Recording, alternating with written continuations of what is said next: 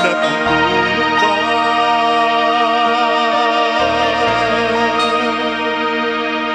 At ikaw ay kaagad susuko, kunting hirap at munting pagsubok lamang. Bakit ganyan? Nasaan ang iyong tapang?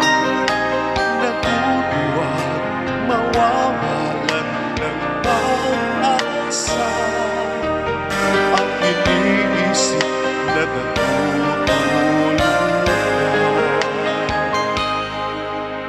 Natutulog ang Diyos, natutulog ka.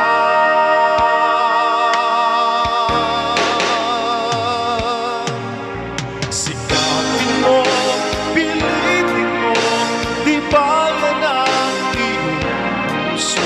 Tanging ikaw ang huhubog sa iyong bukas. Huwag mo sanang akalaing natutulog pa ang Diyos. Ang buhay mo ay mayroong halaga sa Kanya.